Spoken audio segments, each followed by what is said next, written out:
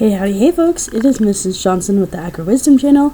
We are doing fun, adventurous things today because it's been a couple weeks, or like 2 weeks since I've uploaded, and I feel kind of bad because my goal is once a week, and that didn't happen because my life is busy and it's springtime, and I've got lots of personal life stuff happening, and my life is preparing for change. Because it's springtime.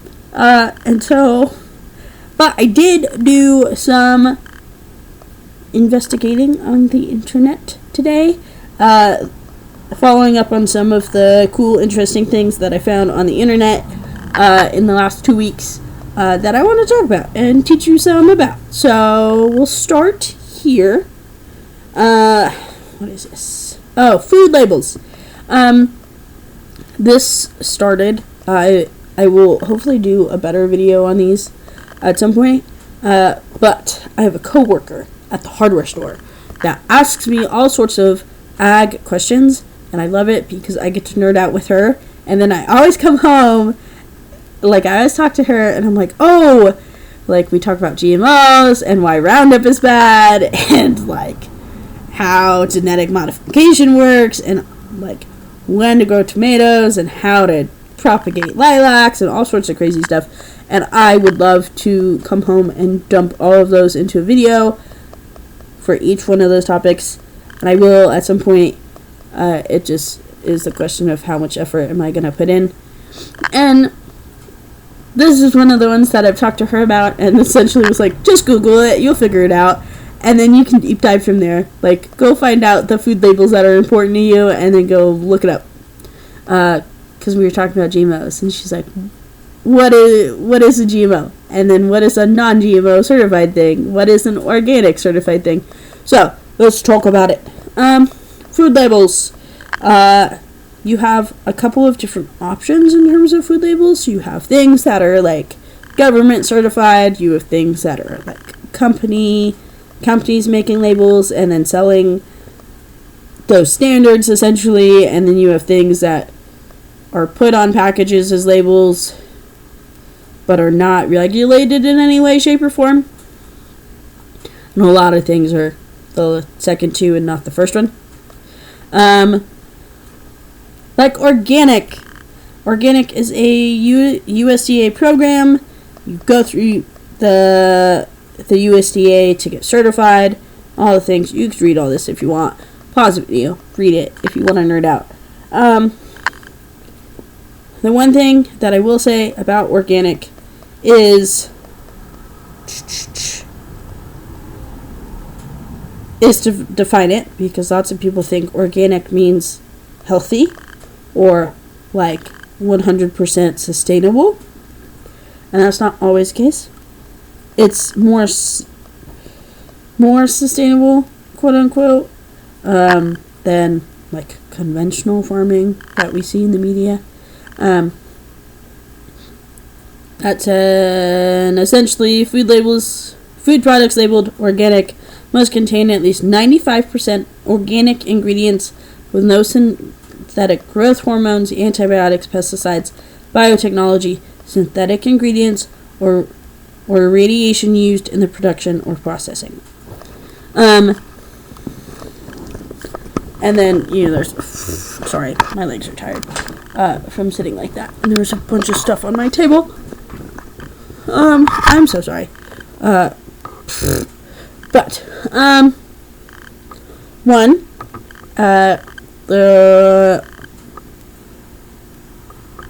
guess I have two things to know on the organic label. One, not every farm has the organic label on their food because it's not always economically feasible. And a lot of farms that are in that case are small, hyper-local farms that are selling in the town that they grow in, or in the like local region that they grow in, and they are selling directly to the consumer.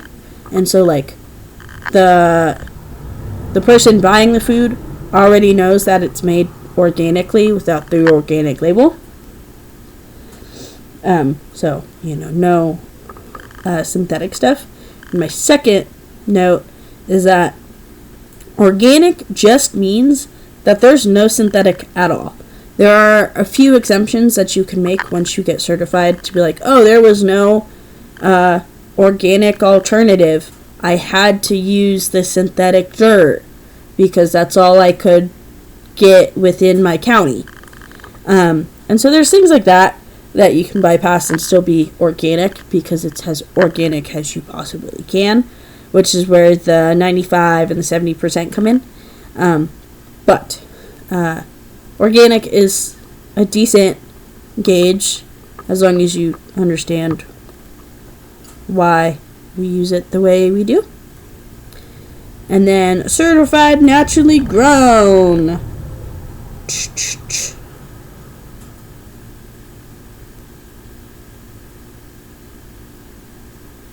This label denotes the food was grown using the same standards as those for organic, but not on a farm actually certified by the Natural Organic Program of the USDA.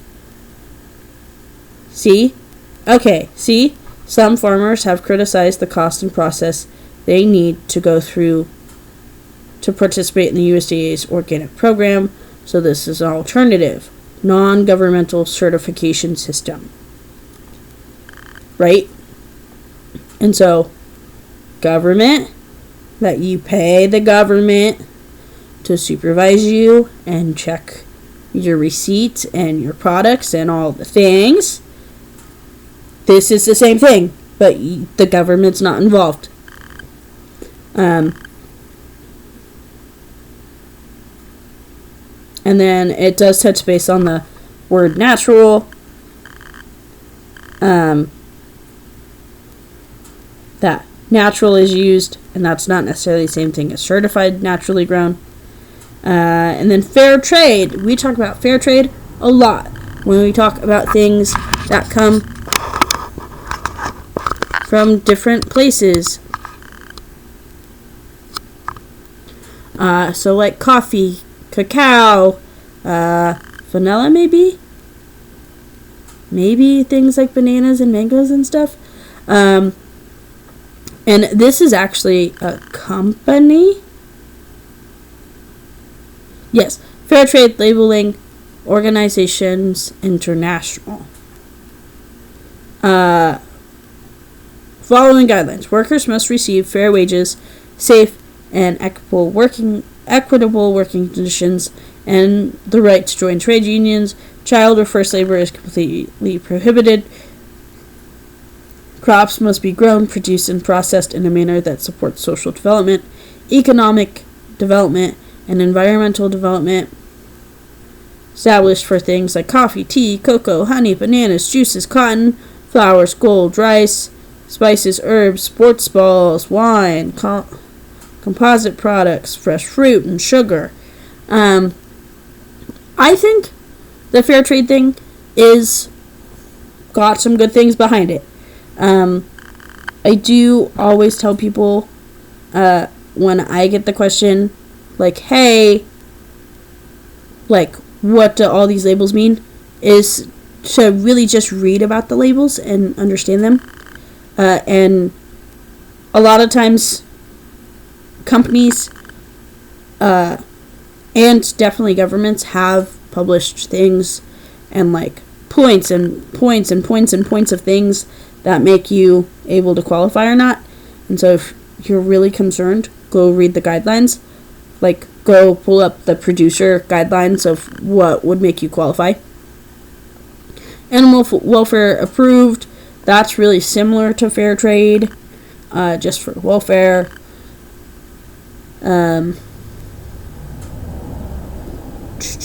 Of animals. They only certify family farms with no fees. Okay, cool, right? That's a cool thing. State that animals must be raised on pasture or range. This is the part where I would say what defines pasture or range for that company. American Humane Certified, same thing. It would, that sounds great, treat animals better, but what's your cutoff points, if that makes sense. Non-GMO product, yay! I will do a video on GMOs, I promise.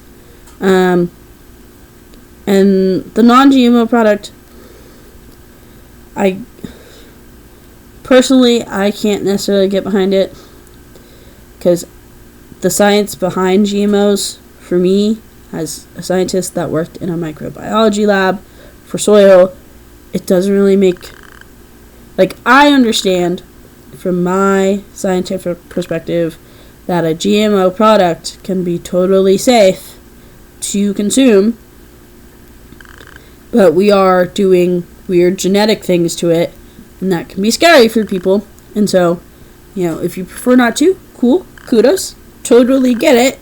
We just did we just made corn Roundup resistant, and that's not how Roundup works. But we did it. We put genes in there so we could use Roundup. The genes, at least in this perspective, for me, the genes that we put in rarely, or I wouldn't say rarely, the genes that we put in for the corn that's Roundup ready, or the soybeans that's Roundup ready, we put those in and then did tests, or Roundup, I guess. Roundup put those genes in and then tested for food quality, nutrition levels, all sorts of things, and found that it had no effect on the parts that we eat. And they do that for all the GMOs. There's crazy hoops to jump through when you make GMOs. So, same thing. I think it's, for me, personally, I would eat a GMO. Also, I ate dirt as a kid. But, I did lots of questionable things as a child, ate lots of questionable things, so I'm not surprised that I would eat GMOs. Someone else might not feel that way. Grass-fed. That's a really common, prevalent thing. There's association, or USDA has a grass-fed standard. See, must be fed only on grass and forage during the growing season. The growing season is different.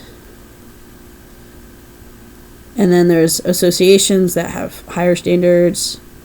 Non-certified labels. So these are things that are just slapped on labels without any company regulation or anything. Hormone-free, RBGH-free, raised without antibiotics, genetic engineering-free, non-GMO, all natural, free range.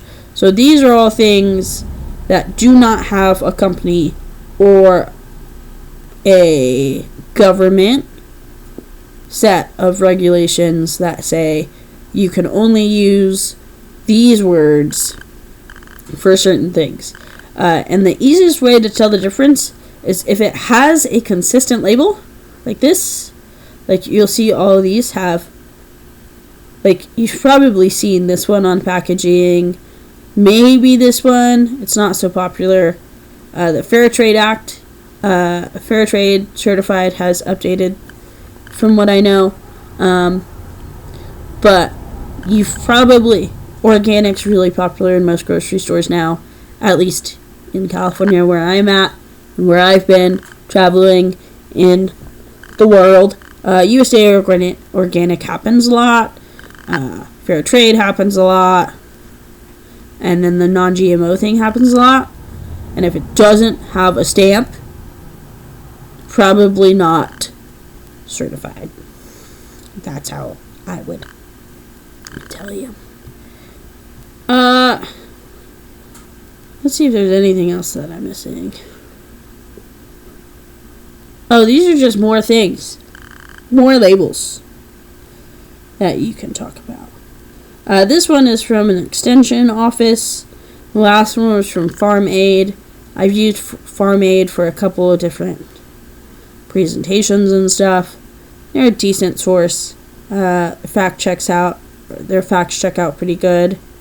And then you've got all sorts of things in here, different labels, different things, little different information. What is the Dirty Dozen? 2024 Dirty Dozen.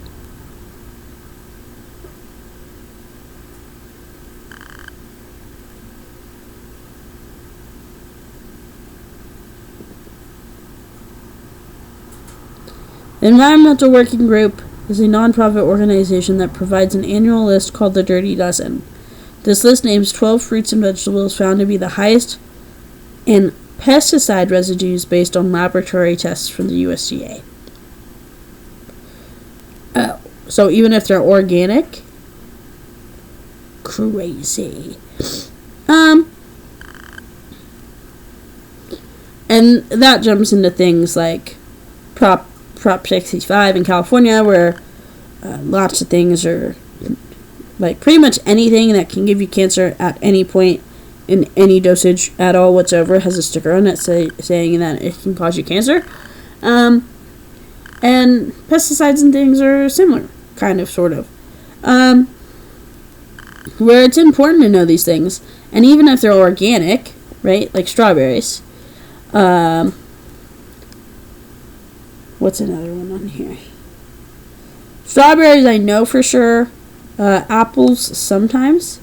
But strawberries are really big in like parts of Central California, and they grow like miles and miles and miles and miles of strawberries.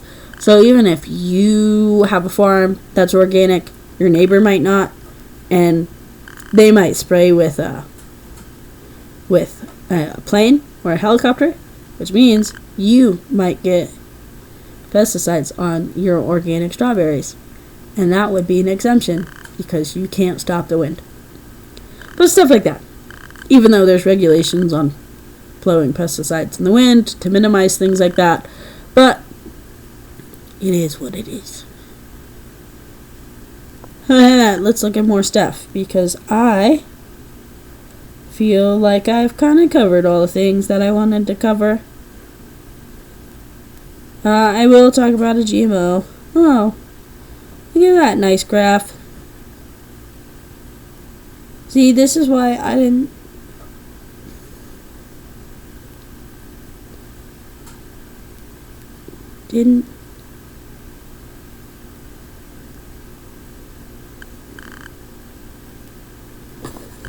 do any, or didn't make things, because there's lots of people on the internet that have talked about this. So yeah. Oh, this is non-GMO project.org. I wanted to talk about this one specifically because this is coming from the standpoint of the non-GMO project itself.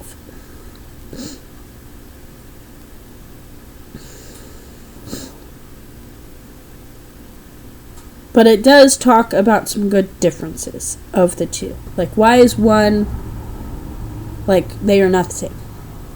And I like that they say that. Because why? I like that they say that because there's a lot of misinformation for consumers, particularly consumers that are either in highly like metro areas or urban areas that maybe don't get their hands in the dirt very often to grow food, or at all. And so if you don't know anything about growing food or what goes into growing food or anything, you might not really know what a GMO is, and you might not really know what the USDA is. You might not know why those things are important. And so I'm glad that the non-GMO project is saying, hey, there is a difference. I want you to know the difference. But when you read through some of these things, do consider some of the things that they're saying. Right? I didn't read a lot of this, but testing, a fundamental difference. The reality of GMO contamination. Right? And so you can kind of see What's an action threshold? They talk about the genetic engineering. They talk about how they interplay with one another. And they talk about how ideally, because they're both behind this healthy food movement, that they would want you to do both organic and non-GMO, knowing that those are two different lenses to look at how your food was grown or made. Which is cool and interesting.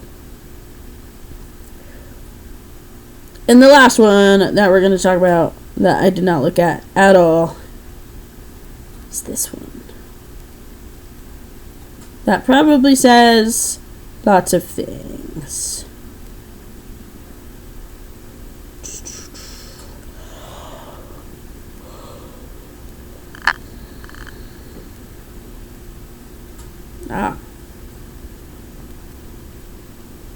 So I think it does. I like this statement. I like that it clarifies how people use natural on a packaging sense. So feel free to read that. Again, this is from, I don't know what UPMC is, and I'm a little scared to find out. Best way to choose healthy foods. Whole, minimally processed foods as often as possible. Right? So this is all stuff that your doctor would probably tell you. What is this? UPMC Nutritional Services offer a comprehensive diet, nutrition counseling on a variety of topics.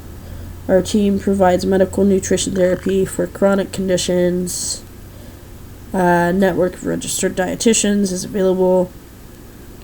And so, it's important to know where this comes from, because this kind of sounds like they're going to sell you some stuff. They want you to buy their thing so they can tell you how to be healthy. Maybe that's a stretch, but, or get your insurance to pay to come see me, and I will tell you to buy healthy food. Which isn't necessarily a bad thing. Just that their goal is to sell you something, or get someone to buy something for you to, say, to improve your life. So, yeah, that's food labels, guys. I'm going to let you go. I hope you learned something on the internet today. And I hope you continue to learn things on the internet. And I hope you have a great day. And I hope that I made your life a little better. And I hope you go make somebody else's life a little better. Have a good day. And we'll see you next time. Bye.